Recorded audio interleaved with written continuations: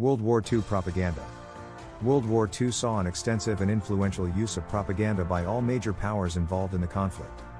Propaganda was a powerful tool for shaping public opinion, mobilizing support for the war effort, and maintaining morale on the home front. Here are some key aspects of World War II propaganda. Recruitment and enlistment. Governments used propaganda to encourage citizens to enlist in the armed forces voluntarily. Posters, films, and other media depicted heroic soldiers and encouraged young men to join the military.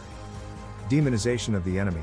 Propaganda often portrayed the enemy as evil, brutal, and inhumane. This dehumanization of the enemy was intended to justify the war and increase public support for it. Rationing and conservation. Governments used propaganda to encourage citizens to conserve resources and support rationing efforts. Posters and slogans reminded people to use it up, wear it out, make it do, or do without to ensure that essential materials were available for the military. Boosting morale. Propaganda was used to boost the morale of both military personnel and civilians. Messages of unity, resilience, and sacrifice were conveyed through posters, radio broadcasts, and newsreels to keep people motivated during challenging times. Women in the workforce. With many men away at war, women played a significant role in the workforce. Propaganda encouraged women to take on jobs traditionally held by men, such as factory work and positions in the defense industry. The famous Rosie the Riveter image symbolized women's contributions to the war effort. Bond drives and financial support. Governments encouraged citizens to purchase war bonds and contribute financially to support the war effort.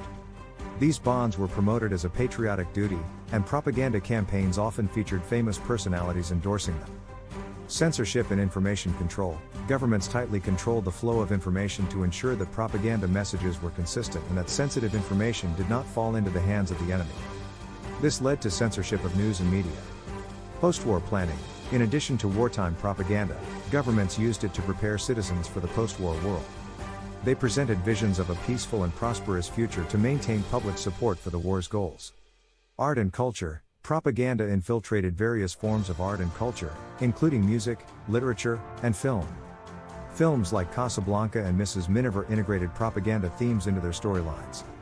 International propaganda. Propaganda efforts extended beyond national borders, with the Allies collaborating on propaganda campaigns to counter Axis powers' messages. Radio broadcasts and leaflets were used to reach enemy-occupied territories.